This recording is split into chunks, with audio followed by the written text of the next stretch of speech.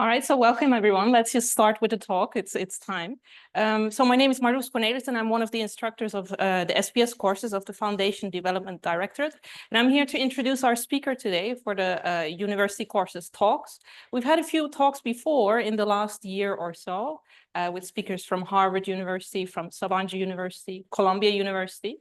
And today we have Dr. Arturo Zoffmann, who is with us to give a talk about the constitutional road to dictatorship. So I'll just quickly introduce him, and then he can start his talk.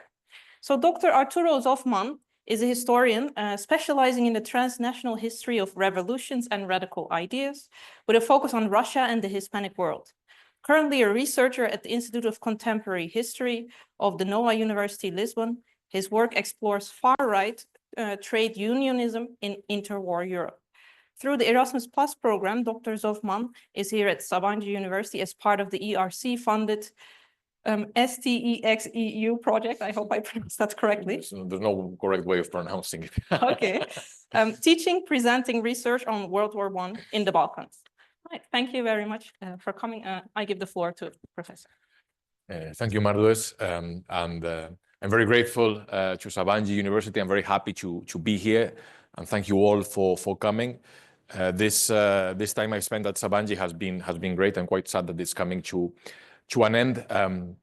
I've had some very fruitful discussions here. Let me just. Last week I presented my past work on Greece during the First World War and trying to compare the Greek case study with other Balkan states. And today I'll talk about something a bit different. This is actually my future work, which hasn't actually started, which makes the presentation a bit tricky because I'm going to talk about research that I haven't conducted yet. But what I'll do today is sketch out the main methodologies and theories that underpin this ERC project. I'll talk a bit about our working hypotheses, and I'll also share with you some of my preliminary findings from one of the case studies that we'll be studying, which is the Spanish one. And this project is the constitutional road to dictatorship, states of exception, and authoritarianism in Europe from 1900 to 1939. Now, as you all know, Europe over the course of the 19th century, particularly in the first half of that century, underwent a series of revolutions and civil wars in the aftermath of the French Revolution. And through this process, liberal, constitutional, parliamentary regimes were established across most of the continent, in some places earlier than in others. There are some exceptions to this trend as well. The Russian Empire, the Ottoman Empire as well, which generally I'd say displays similar tendencies, but following different tempos. But in any case, I think we can safely say that by the turn of the century, liberal constitutional systems were firmly in place in most European countries.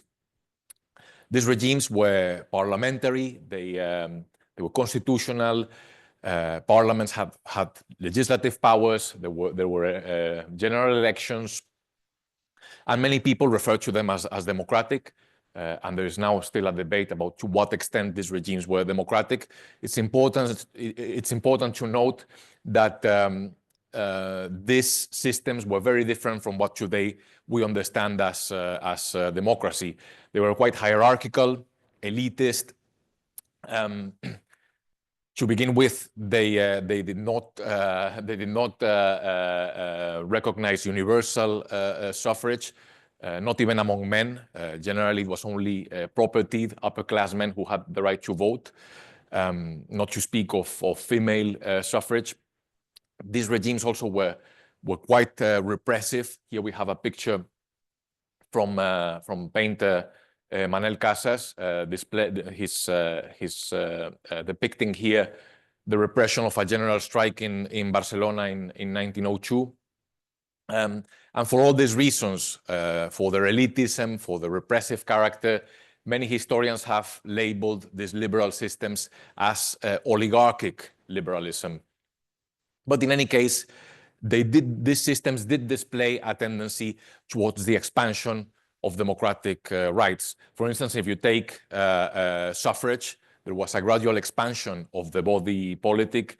Universal male suffrage was generally granted across most of the continent by the early 20th century, and increasingly also female suffrage was also recognized. Or if we take, what should I do? Allow, okay.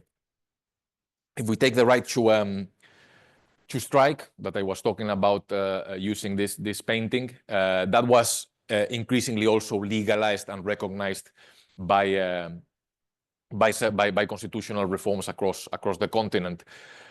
And under the framework of these classical liberal systems, Europe experienced a very prolonged phase of social peace and stability. This was the so-called Belle Époque, which went from the 1870s until the outbreak of the First World War.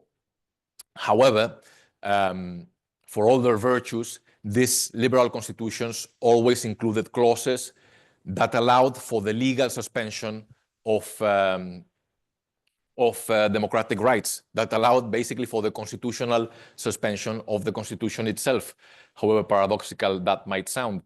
And that was effected through various types of states of emergency.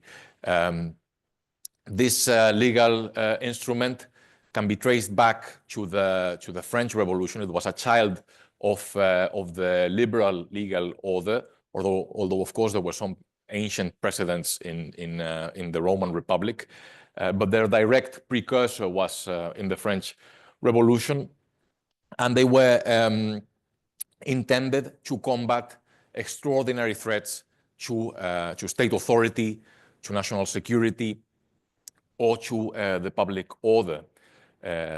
First and foremost, wars and foreign invasions, but also things like pandemics, economic crises, natural disasters, and importantly, internal social threats such as general strikes, as we see here in this general strike of 1902. The state of exception was declared in the city of Barcelona. Popular protest, riots, rebellions, insurrections, secession, civil war. That was in fact the internal threats were in fact the main opponent of states of exception, and they allowed government to ignore the law, to skirt around it, and to concentrate enormous powers in the hands of the executive, to implement decisions, to mobilize resources, and to carry out repression by trampling on basic democratic rights, as we can see in this picture. Now, of course, as the name indicates, these were states of exception intended for exceptional contexts. They were legally circumscribed, both in their scope and in their duration, and they were meant to be temporary instruments. And until the First World War, they generally played this role. They were applied across the continent, but often for short periods of time, for a few days or a few weeks, and usually on a local level. The problem was that in contexts of prolonged social and political instability, of sharp polarization, of social convulsion, these legal instruments were liable to becoming much more systematic, much more drawn out, and in fact, they risked becoming permanent. And that's precisely what happened after the outbreak of the First World War. Now, the war itself was a total war that involved the massive mobilization of resources and of manpower. This affected neutral countries as well. And the state concentrated enormous powers in its hands using states of exception, particularly the figure of martial law, throughout the war. But of course, the armistice in 1918 did not change things fundamentally. The first thing that I'd say is that the war did not end in 1918 in many parts of the world, including here in the former Ottoman Empire. But even in countries where peace arrived with the signature of the armistice, the end of the conflict prepared the ground for a massive social conflict on an unprecedented scale. This was related to the hardship brought about by the war, to the frustrations that it engendered, to the chaos of demobilization, the economic crisis that shook the world after the conflict, and also to ideological tendencies, such as the radicalizing effect of the Russian Revolution, which particularly infused the labor movement. It led to the birth of the communist movement, but also the idea of self-determination, for instance, that was put forward by the Bolsheviks and by the Russian Revolution, but also by Wilson himself in the United States. And that also radicalized ethnic minorities, anti-colonial movements. And in this context, radical episodes of regime change took place. In some countries, the end of the war brought about ambitious democratic and republican transformations. That was the case of Germany, for instance, where the Weimar Republic was established, of the post-Habsburg states in Central Europe as well. But in these countries, republican reforms were rapidly followed by a very aggressive authoritarian backlash. In other cases, such as Italy, the liberal monarchy imploded very rapidly after the armistice, with the imposition of a fascist dictatorship by 1922. And yet in other cases, such as Portugal, Spain, or Greece, what we have is a pendulum that first swings towards dictatorship in the immediate aftermath of the war, followed by republican and democratic transformations. And by the 1930s, we have a dramatic regression to fascist dictatorship. And yet other European countries, France, Britain, Switzerland, Czechoslovakia, did not witness dictatorship in this period. They remained democratic until the Second World War. But everywhere we can say that democracy came under strain. This picture here actually is from London, from the Battle of Cable Street, that pitted fascists and anti-fascists and the police in the streets of London. And of course here, it was not only a question of the post-war crisis, but after a brief hiatus of stability in the mid-20s, we have a new wave of convulsions with the Great Depression of 1929. And what we see is that everywhere, states grew increasingly reliant on states of exception to crack down on popular protest and to reassert the authority of the state. And this is true also of liberal and even of center-left and left-wing governments. States of exception became increasingly widespread, and they began to erode the basis of democracy itself by undermining democratic rights and also constitutional norms and procedures. I have a quote here by a Swedish jurist writing in 1934, Herbert Tingsten. He said, quote, "States of exception have become systematic and regular and threaten to liquidate democracy. Indeed, the over-reliance on states of exception prepared the way for dictatorship in many countries." And perhaps the best known example of this is Germany. Between 1930 and 1933, under the Brüning and the von Papen chancellorships, the central state used emergency powers systematically. Brüning and von Papen used this to concentrate enormous power in the hands of the executive arm of government. They began to sideline parliament and elected bodies, not only on a national level, but also on a regional level. They famously used emergency powers in mid-1932 to dissolve the social democratic government of Prussia, of the Prussian region.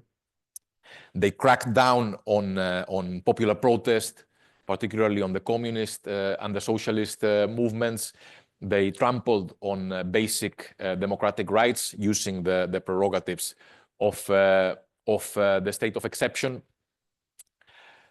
And by doing this, they prepared the ground for the rise of Hitler. You can see here a painting by George Grosz, a Weimar artist. He shows here the interaction between the civil politicians, the army, which of course became one of the battering rams of the state to carry out repression, and also a capitalist whispering in his ear. And we will see in a moment the close relationship between the employers and the state, and how this was strengthened and solidified during states of exception. But clearly, we cannot understand the rapid imposition of the Nazi dictatorship in 1933 if we don't look at this period and we don't understand how democracy was gradually undermined within a constitutional framework. And the thing to note is that Brüning and von Papen were not doing anything fundamentally new, because emergency powers had been applied throughout the history of the Weimar Republic, also under social democratic governments. But what they did do was to intensify and accelerate previous trends, turning emergency powers into the norm, essentially. So clearly, we can say that states of exception were very relevant for the evolution of European politics in the interwar period, and they had a very direct impact on the crisis of democracy. However, interestingly, this legal instrument remains understudied in the historiography. Now, of course, a lot of ink has been shed on the interwar crisis of democracy. Lots of historians have analyzed this period, but most of them have focused on external threats to the constitutional order, namely fascism. And of course, here I'm not going to deny that fascism had a major impact on the crisis of democracy. But I do think that focusing too much on fascism and it as the main source of the crisis of democracy obfuscates and obscures important tendencies. In this historiography on fascism, the liberal state is often absent or partially absent. I mean, at best, the liberal state is presented as a passive victim of fascism, or at worst, some historians like Enzo Traverso, they blame liberalism for essentially surrendering to the fascists without a fight. But what we can see is that the erosion of democratic norms and practices always began before the emergence of mass fascist movements and before the imposition of dictatorship. It began within the context of the liberal state and took on a constitutional guise under the category of states of exception. And there were other actors involved in this process, and not just the new radical right and the new fascist movements. And just to illustrate this, I've chosen a poster from the Spanish Civil War, which shows the different elements of the Francoist counter-revolution. We do have a fascist there with his monocle. We also have the church, we have the army, and in quite a problematic way, we also have the Moroccan colonial troops. But clearly, there were more elements in this equation of the crisis of democracy than the far right. And of course, I recognize that the far right was very important, but again, it's not enough we cannot take it in isolation. An important thing to note is that fascism had really two phases. It was both, yes, a radical mass movement that sought to overthrow democracy and to impose its own dictatorial regime, but it also had another side. Fascism was also a point of support for the liberal state in periods of social instability. And to illustrate that, I point to the Italian example. Italy, of course, is the country where the fascist movement was born. And here, in January 1920, Deputy Prime Minister Ludovico Mortara passed a series of emergency decrees which allowed prefects, provincial governors, to mobilize and organize bands of armed civilians in order to combat strikes and to assist employers in labor substitution efforts. In short, these were bands of strike breakers organized and mobilized by the state with the legal recognition of the government. And Mussolini and the fascist movement used this opportunity as a platform to train their armed squads, to recruit new members, and to establish alliances with local authorities and with the employers. So clearly, states of exception are also important to understand the emergence of fascism. They stimulated fascist movements, and they helped connect them and tie them up with sectors of the state apparatus of the liberal regime, as the Italian case illustrates. Other scholars, mostly coming from political science and historical sociology, have tended to examine the causes of dictatorship. They have these macro comparisons, and here I'm thinking of people like Juan Linz, who try to explain why democracy failed in some countries and why it resisted in others. But this literature seldom asks the crucial question of how concretely democracy was undermined. What were the specific processes whereby dictatorship came into being? Because dictatorship did not fall from the skies. It was established through a process, through the gradual erosion of democratic norms. And states of exception are a really privileged vantage point to understand this process. Moreover, another problem of these macro comparisons is that they tend to juxtapose quite mechanically democracy and dictatorship.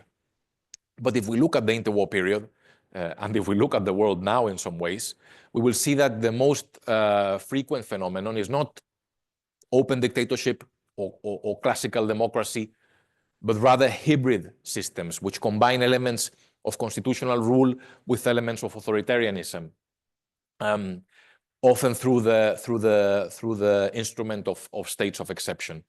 And of course, not all European countries experienced dictatorship in this period. I talked about France or Czechoslovakia or Britain, but we can say that everywhere democratic rights came under attack, and basic norms and procedures of constitutional government came under severe strain. Everywhere we see that largely through the use of states of exception, the executive arm of government began to accumulate more and more power.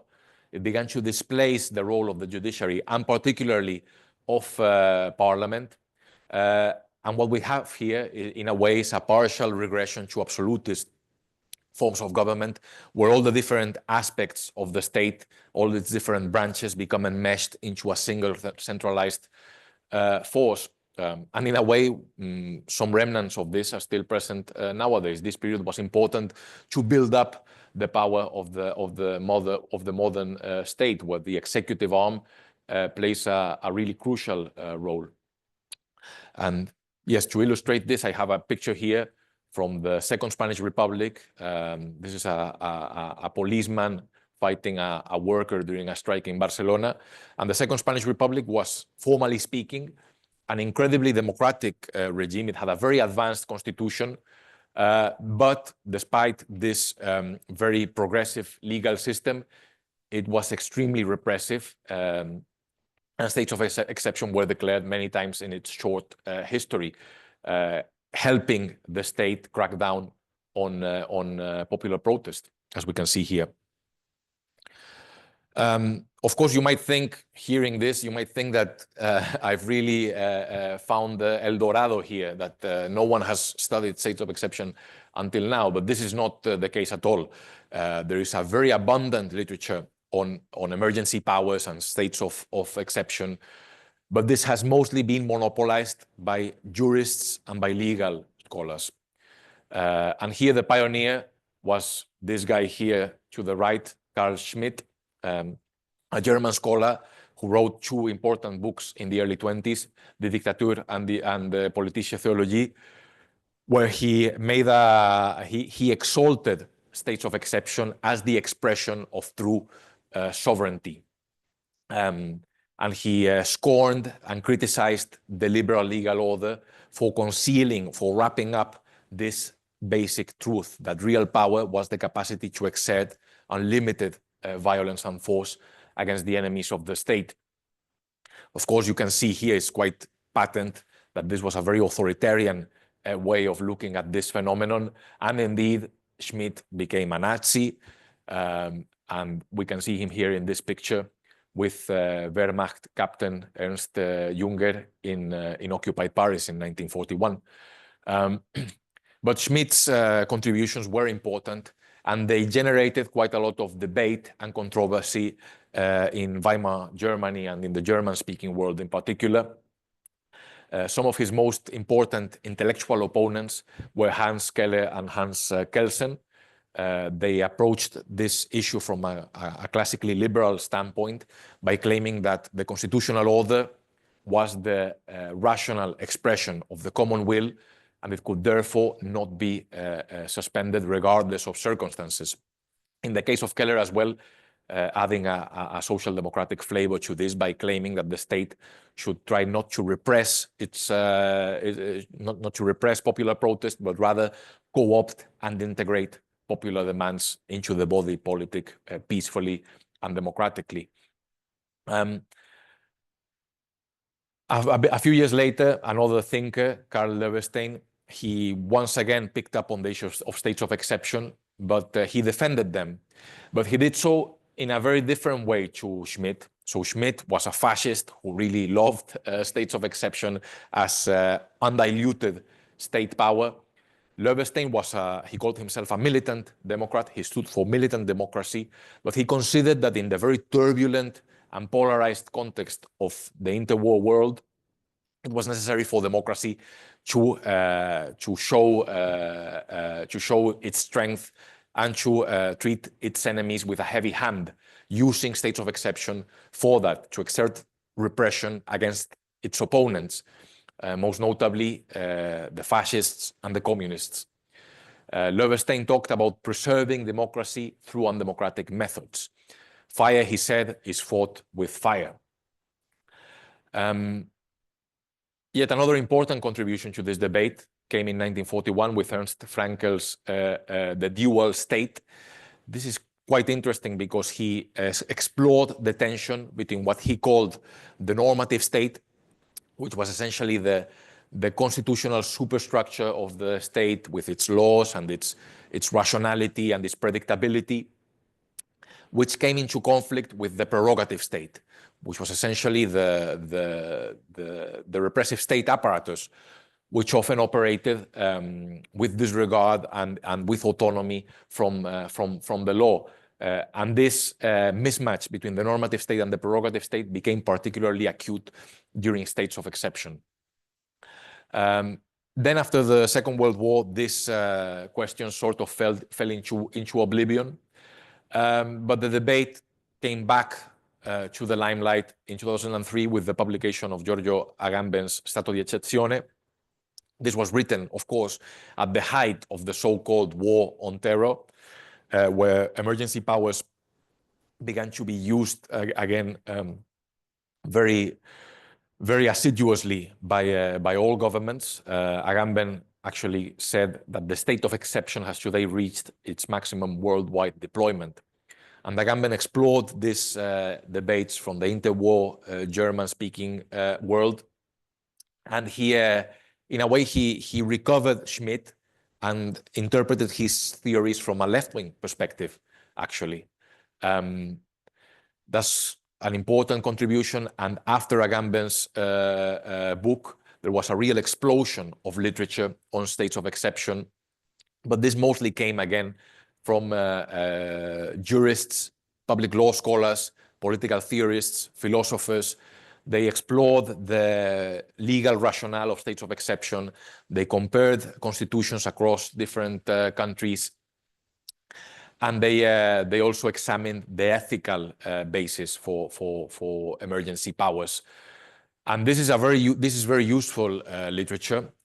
interesting. It's an important contribution, but I'd say that it has shortcomings, namely the fact that it's very abstract.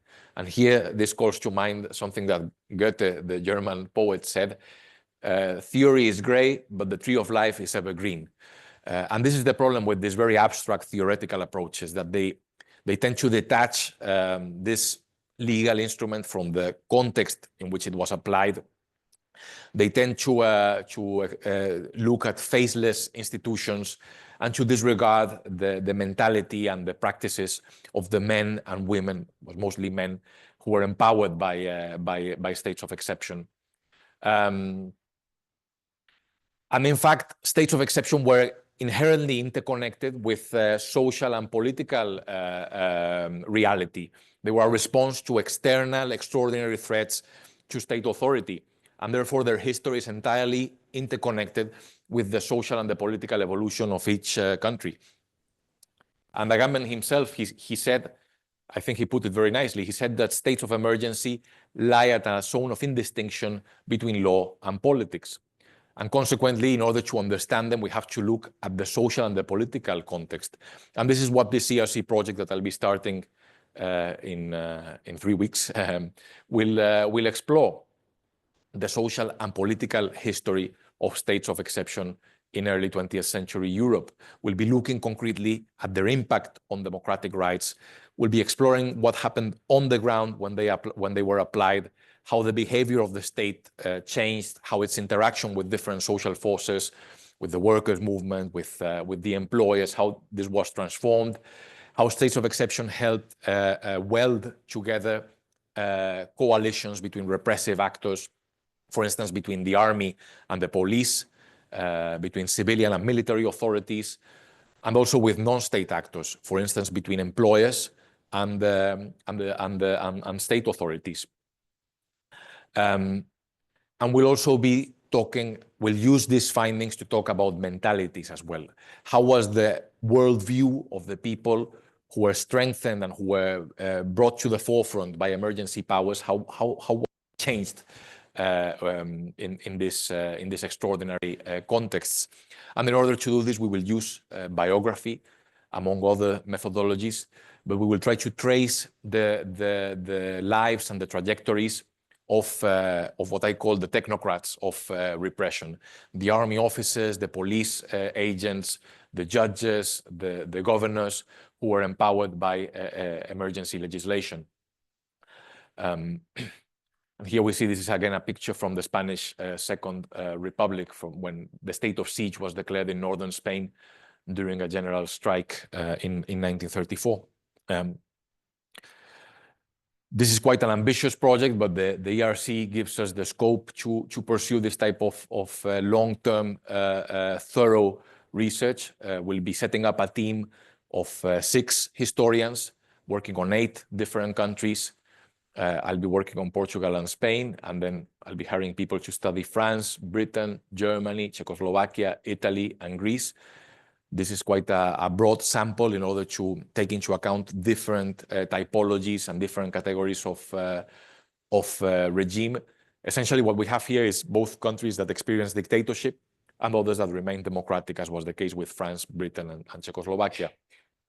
We're not going to look directly at colonial contexts, but we will do so indirectly, because it's very hard to understand emergency powers in places like France or Britain or even Spain or Italy without looking at what was happening in the colonies. And we're also trying to bring in some parallel case studies. This is one of the reasons why I came to Sabancı, to Turkey. I'm very interested in the case study of the Turkish Republic in its early years, which I think has a lot to say to this field. And just to finish, I'm going to give you a little taste of the type of work that we'll be doing over the next 5 years by talking about the Spanish case study that I've already done some research on. Now, Spain in the interwar period, as you all know, underwent massive convulsions. The best known episodes took place in the 1930s, where the country's Second Republic was proclaimed in 1931. This regime had a very short and unstable life. It was overthrown in 1936 by a coup d'etat by General Franco, which failed in large parts of the country, paving the way for a brutal civil war that ended in 1939 with the victory of Franco and the imposition of a fascist regime that governed the country for almost 40 years. But these events of the 30s had a lesser known dress rehearsal in the early 1920s, when the liberal regime of the Bourbon monarchy restoration that have governed Spain since the 1870s came into a very deep crisis that eventually gave rise, after social conflict, violence, protests. Here we can see a picture from Barcelona in 1919. This phase of instability eventually gave rise to the Primo de Rivera military dictatorship that was in place for almost 8 years. But before I delve into the actual events of the early 1920s in Spain, I think it's important to make some clarifications about the nature of the Spanish state, which are actually applicable to other countries, in fact.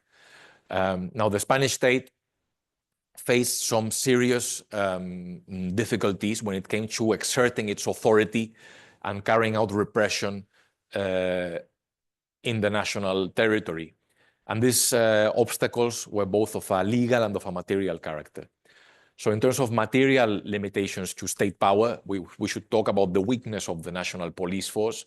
It had less than 4,000 officers for a population of 21 million in the early 20s. That's just a drop in the ocean. But again, Spain was not really unique in this respect. Then again, the state had a much more powerful repressive lever at hand. That was the army, which was much bigger and much more effective when it came to carrying out repression and exerting violence. But there was a problem with the army, which is that this was a conscript armed force made up essentially of peasants and workers in uniform. And the authorities were always very concerned that if the army was brought out too frequently onto the streets to attack workers, to crack down on peasant protests, the soldiers might radicalize a mutiny. I have a quote here from 1919 when the army was mobilized to crack down on a general strike in Barcelona. And this is a government agent reporting on the mood in the armed forces. He said, "In the future, it is evident we will have to replace conscription for a professional force of volunteers so as to make the army more suitable for the maintenance of law and order." So we see that the police was weak, the army was more powerful, but it was liable to radicalization and to mutinies. And other auxiliary arms of the state repressive apparatus, such as the prison system or the judiciary, were also quite dysfunctional. I have a report here by a liberal MP, Manuel Portela. He's talking about the penal system. He said, quote, "It is not just bad, it is deplorable. Its discredit, its immorality, its unaccountability, and its cowardice are indescribable." So that really says it all. But I think as important as these material limitations to state power were the legal constraints on state authority. Spain, for all its shortcomings for all its political shortcomings, was a liberal constitutional monarchy. Its 1876 constitution enshrined basic civil rights and put some limits on what the state could do and on how it ought to proceed. And it also recognized some basic civil rights to citizens. But of course, Spain, as other countries, could skirt around these legal guarantees through states of exception, which were used very assiduously in the 50 years of existence of the liberal Bourbon Restoration regime. They were used frequently, but often for short periods of time until 1917, which was really a game changer in this respect. After 1917, states of exception became much more drawn out and much more systematic. Here I have this table where we can see how they gradually increased in their duration until 1919, when the state of exception was imposed for almost 3 years. And this was really both a symptom and an accelerator of the crisis of liberal democracy in Spain. And what changed in 1917 was really something that is part of a global phenomenon, which is the phase of instability, of radicalization, of social conflict that was inaugurated by the First World War and by the Russian Revolution, which had a very direct impact on Spain, despite the country's neutrality. What we see is the massive, unprecedented development of the labor movement, with the emergence of revolutionary trends within the Spanish working class, a wave of strikes and working class rebellions and riots across the country. But that's not the whole story. We also have the radicalization of Catalan and Basque nationalism, and the start of a major anti-colonial rebellion in Spanish Morocco. And in response to all these challenges, which really overstretched and strained the repressive apparatus of the Spanish state, the authorities began to lean on emergency powers. And the watershed came in March 1919, as I said, when, during a general strike in Barcelona, the central authorities declared the state of siege in that province and the suspension of constitutional rights across the whole of Spain. And this suspension of constitutional rights remained in place for almost 3 years, as I said. Now we can see what this emergency decree allowed the state to do. It said the following. These were the instructions of the decree. If groups of protesters gather, governors will take all the necessary measures for their dissolution. They will close down any publications that facilitate, encourage, or prepare the commission of crimes. They will arrest any individual as they see fit for the maintenance of order. They will be able to raid any individual's residence and examine documents and belongings. The state of siege was also declared during this period several times, but often for a few days on a local level, because again, there was very much the fear of army mutinies. But really this suspension of constitutional guarantees, it gave governors enormous power, and really provincial governors began to operate as dictators within their own provinces, amassing tremendous authority in their hands. Of course, you might think, okay, the governors are legally very powerful, but what about the weakness of the police force? Well, that was also contemplated by this decree, because it allowed governors to set up conservative bourgeois militias to crack down on the workers' movement. This is what the decree said. Governors should organize nuclei of force by gathering individuals renowned for their lawful behavior and the defense of social peace.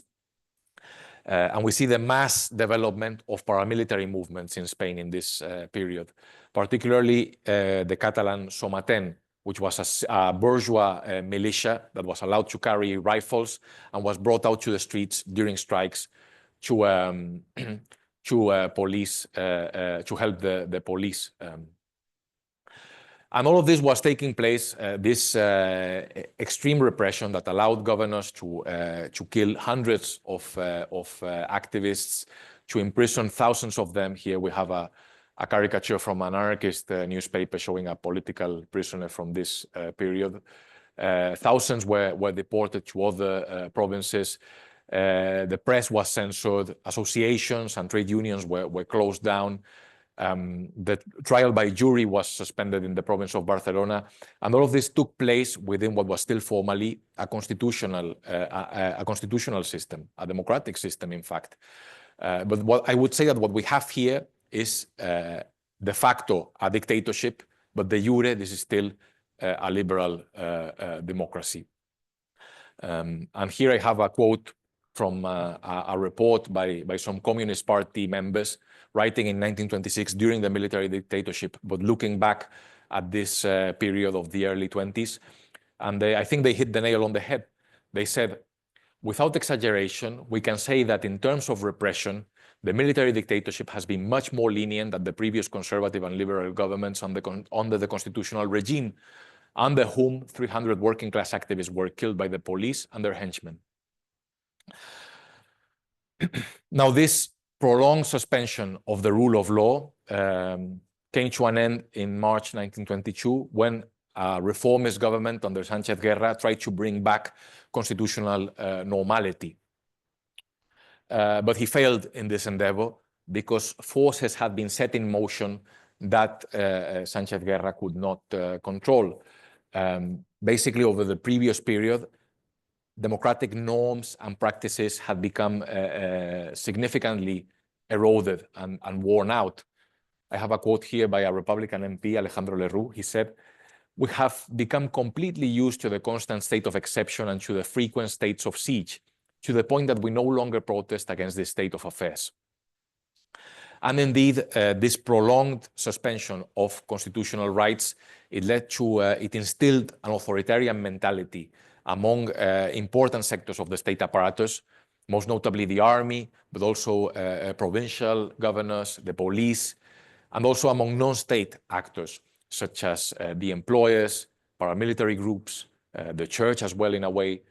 And they forged what I call a counter-revolutionary coalition that was not ready to return to constitutional normality. They had become used to acting as de facto dictators within their own fiefdoms, and they resisted this attempt to return to liberal democracy. And this counter-revolutionary coalition was the protagonist of the coup d'etat that imposed a military dictatorship in September 1923, and that we can see depicted here in a French newspaper from that time, which shows the military, the civil guard, the gendarmerie, and I think behind the gendarmerie is a bishop, is the Catholic Church. Now, this turn of events have been foreseen by many commentators. It wasn't surprising at all.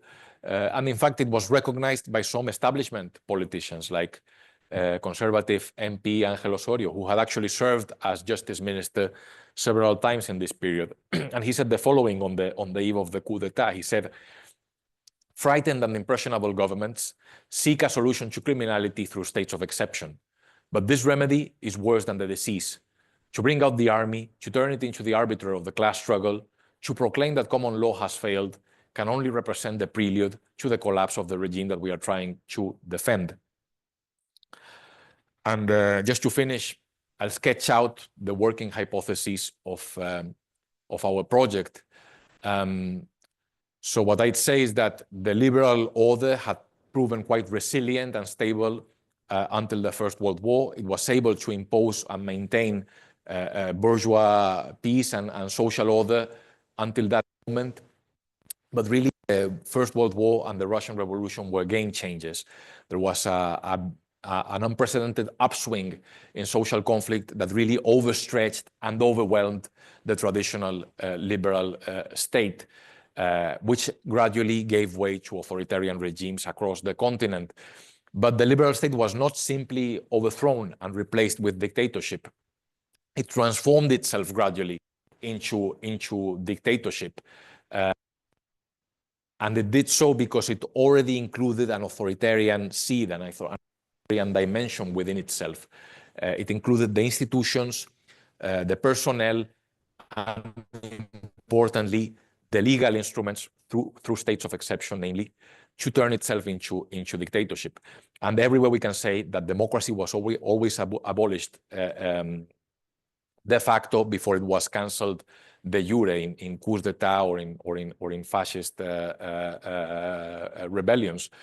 And to illustrate this, I have here a picture also from the Second Spanish Republic, from the workers' uprising in Asturias in the north of Spain, which was repressed brutally by the state, which declared the state of siege, declared martial law. It deployed the army in Asturias, and at the head of this Republican army, directed and instructed by the Democratic Republican government, was no other than General Francisco Franco, who only 2 years later would turn against his bosses, would turn against his superiors, and stage the coup d'etat that brought down the republic. So just to finish, I'd say that dictatorship very often emerged from within the liberal state. And that's it. Thank you. Sit down.